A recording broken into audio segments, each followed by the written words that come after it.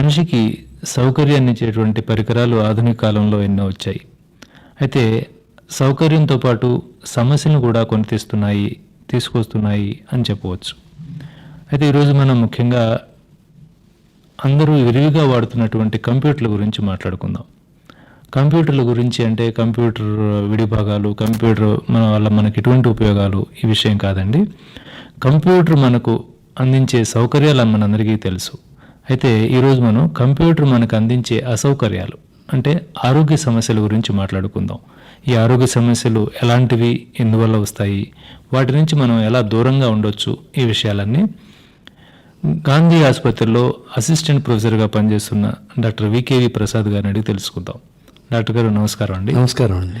ముందుగా ఈ కంప్యూటర్ వల్ల ఆరోగ్య సమస్యలు ఎందువల్ల వస్తాయి అంటారు? ఇప్పుడు కంప్యూటర్ వాడకం ఎక్కువైపోయింది. ఈ యుగంలో కంప్యూటర్ వాడని డిపార్ట్మెంట్ లేదు. దానివల్ల మనకి చాలా ఉపయోగాలు ఉన్నట్టే, దానివల్ల కొన్ని ఇబ్బందులు కూడా ఉంటాయి. ప్రతి గులాబీ పువ్వు వెనకాల ఒక ముళ్ళు ఉన్నట్టే ఎక్కువగా వాడడం వల్ల, ఈ ఇన్ఫర్మేషన్ టెక్నాలజీ ఎక్కువగా అవడం వల్ల చాలామంది ప్రజలు ఈ కంప్యూటర్ల వల్ల ఇబ్బంది పడుతున్నారు.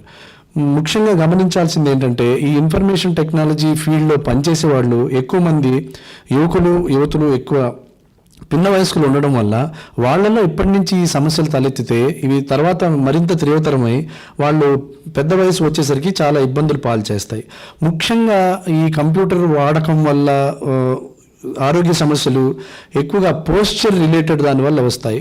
ఎక్కువ 8, 10, 12, 16 గంటలు కంప్యూటర్ ముందు కూర్చుని పనిచేయడం వల్ల మామూలుగా మనం ఎక్కువగా మెడ నొప్పులు, నడుము నొప్పులు, భుజం, చేతి నొప్పులు, తలనొప్పులు, ఐ స్ట్రెయిన్ ఇలాంటివన్నీ మనం తరచుగా గమనిస్తూ ఉంటాం. మామూలుగా అందరూ అనుకోవచ్చు, మామూలుగా కుర్చీలో కూర్చుని పనిచేయడం వల్ల వీళ్ళకి ఇన్ని వ్యాధులు వచ్చే అవకాశం ఉందా అని. మామూలుగా ఎక్కువసేపు కూర్చోవడం వల్ల మన నడుముని మనం నిటారుగా ఉంచుకోవడానికి మన కండరాలు, మన లిగమెంట్స్, మన ఎముకలు కూడా ఎక్కువ శ్రమ పడాల్సి ఉంటుంది. ఎక్కువ శ్రమ పడినప్పుడు ఆ ఎముకలు, కండరాలకి తగినంత రక్త ప్రసారం జరగనప్పుడు అది నొప్పి కింద, ఎముక కండరాల్లో స్టిఫ్నెస్ కింద వస్తుందన్నమాట. దీనివల్లనే ఈ కంప్యూటర్ ఎక్కువగా వాడే వాళ్ళలో ఈ నొప్పులన్నీ మనం చూస్తూ ఉంటాం. సాధారణంగా ఈ వ్యాధులన్నిటికీ ట్రీట్మెంట్ కంటే నివారణే ముఖ్యం. వైద్యం చేయడం కంటే నివారించుకుంటేనే మనం ఎక్కువగా దీని నుంచి మనం కాపాడుకోగలుగుతాం. దీనికి చాలా రకాలుగా మనల్ని కాపాడుకోవచ్చు. ముందు ఏంటంటే కంప్యూటర్ పెట్టే డెస్క్ అది కొంచెం అడ్జస్టబుల్గా ఉండాలి. అండ్ ఆ మానిటర్ మన కళ్ళ లెవెల్కి కానీ కొంచెం కిందకి కానీ ఉండాలి. అంతకంటే ఎక్కువ తక్కువలో ఉన్నప్పుడు మెడ ఎక్కువగా వంచి చూడడం వల్ల మనకి ఇబ్బందులు కలుగుతాయి. ఇప్పుడు కీబోర్డ్ ఆపరేట్ చేసినప్పుడు మోచేతులు రెండు కంఫర్టబుల్గా ఆ డెస్క్ మీద పెట్టుకుని ఓన్లీ చేతులు, రిస్ట్ మాత్రం కీబోర్డ్ మీద పెట్టుకుని వాడుతూ ఉండాలి. కీబోర్డ్ని కూడా మనం లైట్గా ట్యాప్ చేస్తూ ఉండాలి. కీబోర్డ్ మీద మనం గట్టిగా ఎక్కువ ఒత్తిడి వాడితే కూడా ఇబ్బందులు ఉంటాయన్నమాట. అండ్ కీబోర్డ్ తోటి మనకి పని లేనప్పుడు కీబోర్డ్ నుంచి మన చేతులు తీసుకుని చేతులు చిన్న చిన్న వ్యాయామంతో పక్కన పెట్టుకుంటే కొంచెం రిలాక్సేషన్ దొరుకుతుంది. తర్వాత ముఖ్యమైనది కుర్చీ ఎత్తు. కుర్చీ మనం కంప్యూటర్ ముందు కూర్చునే కుర్చీ మనకి చాలా సుఖంగా ఉండాలి. కూర్చున్నప్పుడు మన రెండు కాళ్ళు నేలకి తగిలేటట్టుగా ఉండాలి. కాళ్ళు గాలిలో వేళ్లాడుతూ ఉండేటట్టయితే ఒక ఫుట్ స్టూల్ కింద వేసుకుని దాని మీద మన రెండు కాళ్ళు ఆనించుకుంటే కాళ్ళకి వచ్చే ప్రాబ్లమ్స్ మనం తగ్గించుకోవచ్చు. తర్వాత ఈ కుర్చీల్లో కూడా ఎర్గానమిక్గా తయారు చేసిన, అంటే మన నడుము వంపుకి తగినట్టుగా ఉండే కుర్చీలు ఉన్నాయి. కొంచెం ఖరీదు ఎక్కువైనా కూడా అలాంటివి మనం సమకూర్చుకోగలిగితే ఎక్కువసేపు మనం కంప్యూటర్ ముందు పనిచేసినా కూడా మనకి ఎక్కువ ఇబ్బంది లేకుండా ఉంటుంది. ఇవన్నిటితో పాటు మధ్యలో షార్ట్ బ్రేక్స్ తీసుకుంటూ ఉండాలి. అంటే గంటకు ఒక 5 నిమిషాలు లేకపోతే గంటన్నరకు ఒక 5-10 నిమిషాలు మనం లేచి కాళ్ళు చేతులు మళ్ళీ రక్త సరఫరా వచ్చేలాగా అటు ఇటు కొంచెం తిరిగి మళ్ళీ వచ్చి కూర్చుని మన పని మనం చేసుకున్నట్టయితే ఇలాంటి వీటి నుంచి కూడా మనం కొంచెం మనకి నివారణ కొంచెం ఉంటుంది. ప్రతి షార్ట్ బ్రేక్స్ అంటున్నారు కదా, గంటకి 5 నిమిషాలు అలా అని. కొంతమంది ఏమంటారంటే మేము రోజు వ్యాయామం చేస్తాము, స్విమ్మింగ్ కానీ జిమ్కి వెళ్తాము, లేకపోతే వాకింగ్ చేస్తాము, సో వారికి కూడా ఈ షార్ట్ బ్రేక్స్ అవసరమా? ఎవరికైనా అవసరమేనండి. మీరు మామూలుగా 10 గంటలు కంటిన్యూస్గా పనిచేసి తర్వాత వెళ్ళి జిమ్మింగ్ చేసినా స్విమ్మింగ్ చేసినా వచ్చే లాభం కంటే మీరు 2 గంటలకి గంటన్నరకి మధ్యలో ఒక 5 నిమిషాలు చేసే వ్యాయామం వల్లనే మీకు ఎక్కువ ఉపయోగం ఉంటుంది. మీ అలసిపోయిన కండరాలకి మీరు తగినంత విశ్రాంతి ఇవ్వగలుగుతారు. మళ్ళీ ఆగిపోయిన రక్త ప్రసరణ మళ్ళీ ప్రసరం మొదలవడం వల్ల ఈ నొప్పులు రాకుండా కూడా మనం కాచుకుంటాం. మళ్ళీ ఈ భుజం చెయ్యి సమస్యలు అంటే అందులో most important carpal tunnel syndrome అని ఉంటుంది. అంటే ఎక్కువగా ఈ మౌస్ వాడడం వల్ల మణికట్టు దగ్గర ఉండే నరం మీద ఒత్తిడి పెరగడం వల్ల వేళ్లలో విపరీతమైన నొప్పి, వాపు, అప్పుడప్పుడు తిమ్మిరులు కూడా వస్తుంది. ఇది ఒక రకంగా మెడికల్ ఎమర్జెన్సీ లాగా కూడా ఉంటుందన్నమాట. అప్పుడు ఆపరేషన్ చేసి ఆ నరం మీద ఒత్తిడిని తొలగించే ప్రయత్నం కూడా చేయాల్సి ఉంటుంది. కాబట్టి ఇవన్నీ రాకుండా మనం ప్రివెంట్ చేసుకోవడమే. ఇవన్నీ ఎందుకు వస్తున్నాయంటే బికాస్ ఆఫ్ రిపీటెడ్ మూమెంట్స్. ఒకే మూమెంట్ని రిపీటెడ్గా చేస్తూ ఉండడం వల్ల ఆ పర్టికులర్ గ్రూప్ ఆఫ్ కండరాలు ఎక్కువగా పనిచేయడం వల్ల వస్తున్నాయి. అందుకనే వీటిని మామూలుగా మా భాషలో computer related injuries or repetitive stress injuries అని అంటున్నాం అనమాట. సో దీనివల్ల మనకు తెలియడం ఏంటంటే అది రాకుండా మనం ఎంత జాగ్రత్త తీసుకుంటే అంత ఎక్కువగా దీని నుంచి మనం ఉపశమనం పొందొచ్చు. ఒకసారి వచ్చిన తర్వాత ట్రీట్మెంట్ తీసుకోవడం అనేది కొంచెం బాధతో కూడిన వ్యవహారం. తర్వాత మీరు అన్నట్టు ఈ మన కీబోర్డ్ మీద వాడే వాళ్ళకి ముంజేది సంబంధించిన సమస్యలు అంటున్నారు కదా, అలానే ఎక్కువసేపు కూర్చోవడం 8 గంటలు 10 గంటలు 12 గంటలు కూర్చోవడం వల్ల ఇంతకుముందు మీరు అన్నారు స్పైనల్ కార్డ్ మీద సపోర్ట్ చేసేటువంటి లెగమెంట్స్, మజిల్స్ వాటికి ఇబ్బంది కలుగుతుంది అని. మరి వాటి వల్ల నడుము నొప్పి ఎక్కువగా కంప్లైంట్ చేస్తుంటారు కదా, ఈ నడుము నొప్పి కంప్యూటర్ వల్ల చిన్న వయసులోనే వస్తే తర్వాత ఏమంటే ఇబ్బందులు ఉంటాయి? ఇది ఒకసారి ఈ మన నొప్పి అన్నది మన శరీరం మనతో చెప్తుందనమాట, నేను ఇంతకంటే ఎక్కువ భరించలేను, సో దీనికి ఏదన్నా మీరు తగిన ప్రయత్నం చేయండి అని. ఆ చిన్న చిన్న నొప్పుల్ని మనం ఎప్పుడు నిర్లక్ష్యం చేయకూడదు. ఎందుకంటే మొక్క వంగనిది మానే వంగదన్నట్టు ముందే మనం దాన్ని ప్రయత్నం చేసి అరికట్టగలిగితే తర్వాత జీవితంలో మళ్ళీ ఆ లిగమెంట్స్లో కానీ ఆ బోన్స్లో కానీ ఆ పర్మనెంట్ డిఫార్మిటీస్ లేకుండా మనం ముందు నుంచే కాపాడుకోవచ్చు. ఇంక మోచేతి చేతి ఎముకలు వాటి సమస్యలకి ఎక్కువగా ఈ మౌస్ కీబోర్డుల మీద మనం దృష్టిని ఎక్కువగా పెట్టాల్సి ఉంటుంది. ఈ మధ్య మౌస్ లేకుండా కీబోర్డ్ తోటి ఆపరేట్ చేసే సిస్టమ్స్ వచ్చాయి. అవి వాడితే ఇంకా ఉపయోగం ఎక్కువ ఉంటుంది. ఒకవేళ మౌస్ వాడాల్సి వస్తే అది కీబోర్డ్కి ఎంత దగ్గరగా ఉంటే అంత మంచిదనమాట. అండ్ మౌస్ని కూడా కదిపేటప్పుడు దాన్ని లైట్గా పట్టుకోవాలి, ఎక్కువగా పట్టుకోకుండా. అండ్ ఆ మౌస్ని మనం కదిపేటప్పుడు మొత్తం చెయ్యి అంతా కదలాలి, ఒక్క మణికట్టు మాత్రం కాకుండా మొత్తం చెయ్యి అంతా కదిలే ఉంటే అప్పుడు మనం ఈ నొప్పి నుంచి కూడా మనం నివారించుకోవచ్చు. ఇప్పుడు టైప్ చేసేటప్పుడు ఎక్కువసేపు గంటల తరబడి టైప్ చేయకుండా మధ్యలో టైప్ ఆఫ్ చేసి మిగతా పనులు ఏమైనా ఉంటే చూసుకుని మళ్ళీ టైపింగ్కి వచ్చినప్పుడు కూడా మన చేతులకు కొంచెం విశ్రాంతి ఇచ్చినట్టుగా ఉంటుందన్నమాట. ఈ కంప్యూటర్ ప్రొఫెషనల్స్లో ఇంకొకటి చూస్తుంటామండి, పనిచేసే గంటలు ఎక్కువ, శారీరక వ్యాయామం తక్కువ. వీటితో పాటు ఈ ప్రొఫెషనల్స్లోనే ఎక్కువగా ఫాస్ట్ ఫుడ్స్ వినియోగం కూడా మనం చూస్తున్నాం. దీనికి వాళ్ళు చేసేటువంటి పనికి అనారోగ్యానికి ఏమైనా సంబంధం ఉందా? బాగా చెప్పారండి. మీరు అన్నట్టు వీళ్ళకి వ్యాయామానికి టైం ఉండదు, ఎందుకంటే వాళ్ళ వర్కింగ్ అవర్స్ చాలా హార్డ్గా ఉంటాయి. దాని తర్వాత వాళ్ళు చేయాలని కూడా అనిపించదు. అంతసేపు శ్రమ పడిన తర్వాత మళ్ళీ వచ్చి వ్యాయామం చేయడం అంటే మధ్యలో వాళ్ళకి ఆహారం తినడానికి కూడా టైం ఉండదు. కాబట్టి అక్కడ దొరికిన దాంతో ఏదో సంతృప్తి పడాల్సి వస్తుంది. సాధారణంగా వాళ్ళకి దొరికే మీరు అన్నట్టు ఫాస్ట్ ఫుడ్సే దొరుకుతాయి. ఫాస్ట్ ఫుడ్స్ యూజువల్లీ అది జంక్ ఫుడ్. దానివల్ల మన బాడీకి ఏ రకంగానూ న్యూట్రిషన్స్ ఏం సప్లిమెంట్ అవవు. దానివల్ల ఇంకా ఊబకాయం వచ్చే అవకాశం కూడా ఉంది. సో ఇలాంటి ఈ కంప్యూటర్ ప్రొఫెషనల్స్లో వ్యాయామం లేకపోవడం వల్ల, ఎక్కువ టైం పని చేయడం వల్ల, ఈ ఫాస్ట్ ఫుడ్స్ అవి తినడం వల్ల ఈ డయాబెటీస్ కానీ, హైపర్ టెన్షన్ కానీ, హైపర్ ఎసిడిటీ కానీ వచ్చే అవకాశాలు కూడా ఎక్కువగా కనబడుతూ ఉంటాయండి. అండ్ వీళ్ళలోనే ఈ కళ్ళ సమస్యలు కూడా ఎక్కువగా ఉంటాయి. ఎందుకంటే నార్మల్గా మన కళ్ళు 6 మీటర్ల కంటే ఎక్కువ దూరంలో ఉండే వస్తువులని చూడడానికి అనువుగా నిర్మించబడింది.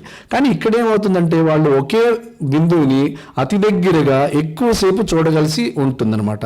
దానివల్ల కళ్ళు ఎక్కువగా శ్రమ పడుతూ ఉంటాయి.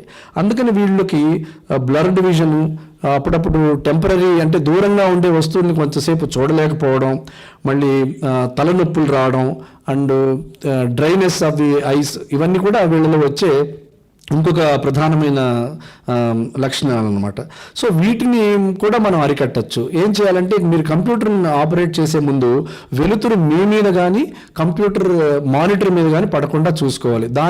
దానివల్ల గ్లేర్ మీ మీద పడకుండా కళ్ళు ఎక్కువ ఇదవ్వకుండా ఉంటాయన్నమాట. తర్వాత మీ స్క్రీన్స్ కూడా ఎక్కువగా యాంటీ రిఫ్లెక్షన్స్ గ్లేర్స్ లేకుండా చూసుకోవాలి. అండ్ కూర్చునేటప్పుడు స్క్రీన్కి మానిటర్కి మరీ దగ్గరగా ఉండకుండా చూసుకోవాలి. అండ్ ఫాంట్ కూడా ఫాంట్ సైజు సాధ్యమైనంత ఎక్కువగా పెట్టుకుంటే కళ్ళకి ఈ శ్రమ తగ్గుతుంది. అండ్ మానిటర్ కూడా ఇంతకుముందు చెప్పినట్టు కళ్ళ లెవెల్కి కానీ కొంచెం కిందకి కానీ పెట్టుకోవాలన్నమాట. అండ్ ఎక్కువసేపు వాడుతున్నప్పుడు మధ్య మధ్యలో అంటే 20 నిమిషాలకు 1 నిమిషం అలా దూరం ఉన్న వస్తువుల వైపు కాన్సన్ట్రేట్ చేసి అకామిడేషన్ అంటారు దాన్ని చేసి మళ్ళీ ఇటువైపు చేసుకుంటూ ఉంటే కూడా కళ్ళకి వచ్చే సమస్యల్ని మనం చాలా వరకు నివారించవచ్చు. ఆ పరిసరాల్లో ఉన్నటువంటి వస్తువుని కొంచెం దూరంగా ఉన్న వస్తువుని అప్పుడప్పుడు చూస్తూ ఉంటే బాగుంటుంది. తర్వాత పిల్లలు కూడా ఎక్కువ ఈ మధ్యకాలంలో కంప్యూటర్స్ వాడుతున్నారు, పెద్దవాళ్ళకు దీటుగా, పెద్దవాళ్ళతో సమానంగా. వాళ్ళల్లో కూడా ఏమన్నా సమస్యలు వస్తున్నాయా? పిల్లల్లో కూడా చాలా సమస్యలు వస్తున్నాయండి. ఇప్పుడు ఒక రకంగా చూస్తే పిల్లలే ఎక్కువగా పెద్దవాళ్ళ కంటే ఈ కంప్యూటర్లకి బానిసలు అయిపోయారని చెప్పొచ్చు. ఈ కంప్యూటర్ గేమ్స్, ఈ చాటింగ్, ఈ ఈమెయిలింగ్ ఇవన్నీ వచ్చిన తర్వాత ఈ పిల్లలు బయట ఆడుకోవడానికి ఎక్కువ ఇష్టపడట్లేదు, ఎంతసేపు కంప్యూటర్ ముందే చూసుకుని ఉంటున్నారు. అందుకని వీళ్ళకి కూడా తగినట్టుగా మనం కంప్యూటర్ టేబుల్ కానీ కంప్యూటర్ కుర్చీ కానీ ఆ కీబోర్డ్ని కానీ సరిగ్గా వాళ్ళ సైజుకి అమర్చాలి. మళ్ళీ మౌస్ వాళ్ళకి వేరే చిన్న మౌస్ని అమర్చాలి. పెద్దవాళ్ళ మౌస్ వాళ్ళకి సరిపోదు, అంటే చేతి మీద శ్రమ ఎక్కువగా పడుతుంది అనమాట. అండ్ వాళ్ళకు కూడా గంటల దగ్గర ఆడకుండా ఫ్రీక్వెంట్గా వాళ్ళకి మధ్యలో లేపి వేరే పనులు చేయించి మళ్ళీ కంప్యూటర్ దగ్గర తీసుకురావాలి. అండ్ వాళ్ళని ఈ వీడియో గేమ్స్ అవి ఆడడం కొంచెం తగ్గించి అవుట్డోర్ యాక్టివిటీస్ మీద ఎక్కువగా శ్రద్ధ పెట్టేలాగా మనం శ్రమ పడితే వాళ్ళకు కూడా దానివల్ల ఉపయోగాలు ఉంటాయండి. తర్వాత ఇటీవల కాలంలో ఇంకొక ఇదేంటంటే ల్యాప్టాప్ వినియోగం కూడా పెరిగింది. ఈ ల్యాప్టాప్ వినియోగంతో ప్రత్యేకమైనటువంటి జాగ్రత్తలు ఏమైనా తీసుకోవాలా? దాంతో ప్రత్యేకమైనటువంటి సమస్యలు ఏమైనా రావడానికి అవకాశం ఉందా? ఉన్నాయండి. ల్యాప్టాప్ మామూలుగా ఎందుకు ఏమైనా ఎమర్జెన్సీస్లో ఆఫీసుల్లో ఎక్కడన్నా వాడడం వరకు లిమిటెడ్ సమయం వరకు మనం వాడడం కోసం ఈ ల్యాప్టాప్ నిర్మించబడింది. కానీ కొందరు ఏం చేస్తారంటే మెయిన్ పీసీ ఫంక్షన్ అంతా ఈ ల్యాప్టాప్ ద్వారానే జరుపుతున్నారు. దీనివల్ల చాలా ఇబ్బందులు ఉంటాయి. ఎందుకంటే ఈ మనకి వచ్చే సమస్యలు దీనిలో ఎక్కువ. ఎందుకంటే ఈ కీబోర్డు మానిటర్ మధ్యలో డిస్టెన్స్ చాలా తక్కువగా ఉంటుంది. కాబట్టి మీరు కీబోర్డు ఆపరేట్ చేస్తున్నప్పుడు మానిటర్ సరిగా ఉండదు, మానిటర్ని సరిగా చూడాలంటే కీబోర్డు పొజిషన్ సరిగా ఉండదు. సో వీటిని రెండింటిని సమన్వయపరచుకోవడం కోసం మనం శరీరాన్ని మనం వివిధ ఆకృతుల్లో వికృతంగా పెట్టుకుని దానివల్ల ఎక్కువగా ఇబ్బందులు మనం కొని తెచ్చుకుంటున్నారు.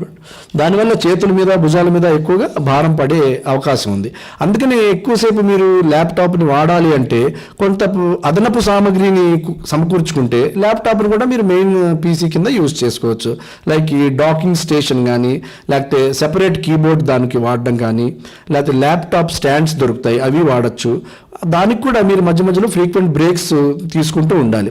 ఇప్పుడు ల్యాప్టాప్ని క్యారీ చేసేటప్పుడు కూడా మీరు బ్యాక్ ప్యాక్లో కానీ వీలింగ్ లగేజ్లో కానీ తీసుకెళ్తే మీ భుజాలకి దానికి ఎక్కువ నొప్పి లేకుండా మీకు ఇబ్బందుల నుంచి తప్పించుకోవచ్చు. తర్వాత జనరల్గా ఇంతకుముందు మీరు చెప్పారనుకోండి, కొంచెం స్థూలంగా కంప్యూటర్ వాడేటప్పుడు ఎటువంటి జాగ్రత్తలు తీసుకోవాలి దాని గురించి చెప్తారా? అంటే ముఖ్యంగా మనం గమనించాల్సింది అన్నెసరీగా కంప్యూటర్ యూజ్ చేయడం అన్నది తగ్గించాల్సిన అవసరం ఉంటుంది. అంటే ఏదో టెలిఫోన్లో మాట్లాడితే సరిపోయేదానికి మనం ఈమెయిల్ ఇవ్వడం, వాళ్ళతో చాట్ చేయడం, లేకపోతే మనం పర్సనల్గా వెళ్ళి పక్క రూమ్లో ఉండే వాళ్ళతో మాట్లాడడానికి కూడా కష్టమైపోయి వాళ్ళు రేపు ఈమెయిల్, కంప్యూటర్ ఫోన్లు అవి చేస్తున్నాం. అవి తగ్గిస్తే బాగుంటుంది. ఈ కంప్యూటర్ గేమ్స్ కూడా కొంచెం తగ్గిస్తే మనకి సేఫ్టీ, పిల్లలకి మనకి కూడా సేఫ్టీ. ఏదో ఇంగ్లీష్లో అన్నట్టు don't sacrifice your hands to A game. అంటే గేమ్ ఆడడం గురించి మనం ఎక్కువగా దీన్ని ఉపయోగపడిస్తే మన చేతులకి దానికి చాలా ఇబ్బంది ఉంటుందన్నమాట. ఇప్పుడు కొత్తగా వాయిస్ రికగ్నిషన్ సాఫ్ట్వేర్ వచ్చింది. దానివల్ల మనం ఎక్కువ టైప్ చేయక్కర్లేకుండానే మనం చెప్పేవి వింటూ అది టైప్ చేసే వచ్చాయి. అలాంటివి మనం సమకూర్చుకుంటే ఎక్కువ టైప్ చేయకుండా ఎక్కువ గంటలు మనం కంప్యూటర్ దగ్గర గడపక్కర్లేదు.